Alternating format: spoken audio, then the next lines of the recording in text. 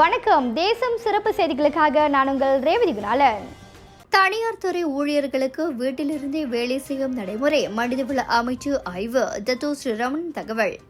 எரிசக்தி பயன்பாட்டை குறைப்பதற்கும் சிக்கன நடவடிக்கைகளை மேற்கொள்வதற்கும் ஏதுவாக தனியார் துறை ஊழியர்களிடையே வீட்டிலிருந்தே வேலை செய்யும் முறையை விரிவுபடுத்துவது குறித்து மனிதவள அமைச்சு ஆய்வு செய்யும் என மனிதவள அமைச்சர் டத்தோஸ் ரமணன் கூறினார். அரசாங்கத்தின் செயல்பாட்டு செலவினங்களை குறைக்கும் நோக்கில் தாய்லாந்து போன்ற சில நாடுகள் எடுத்துள்ள நடவடிக்கைக்கு ஏற்ப இந்த முயற்சி முன்னெடுக்கப்படுவதாக அவர் தெரிவித்தார்.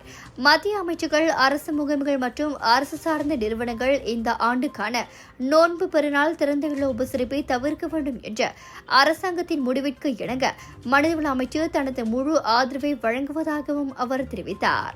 மத்திய கிழக்கில் ஈரான், இஸ்ரேல் இடையிலான பதற்றம் போன்ற புவிசார் அரசியல் சூழலால் ஏற்படக்கூடிய பொருளாதார நிச்சயமற்ற நிலையை எதிர்கொள்வதற்கான ஒரு முன்னெச்சரிக்கை நடவடிக்கையாக இது எடுக்கப்பட்டதாக தெரிவித்தார். மக்களிடம் சிக்கனத்தை எதிர்பார்ப்பதற்கு முன்னதாக அரசாங்கம் முன்மாதிரியாக திகழ வேண்டும். அரசாங்கமே சிக்கனத்தை கடைபிடிக்காத போது மக்களிடம் அதை எதிர்பார்ப்பது நியாயமற்றது என புத்ராஜயாவில் நடைபெற்ற நோன்பு திறப்பு நிகழ்வில் கலந்து கொண்ட பின்னர் செய்தியாளர்களிடம் அவர் தெரிவித்தார். முன்னதாக பிரதமர் டத்தோஸ் அன்வார் இப்ராஹிம் அனைத்து அமைச்சுகளுக்கும் நிறுவனங்களுக்கும் இவ்வாண்டு திறந்த இல்ல கொண்டாட்டங்களை தவிர்க்க வேண்டும் என அறிவுறுத்தினார்.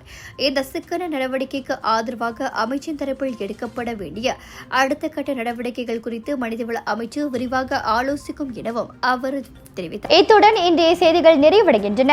மேலும் பல ஆன்மீக செய்திகளை தெரிந்து கொள்ள தேசம் டிவி மலேசியா யூடியூப், டிக்டாக் மற்றும் இதர சமூக வலைதளங்களை பின்தொடருங்கள்.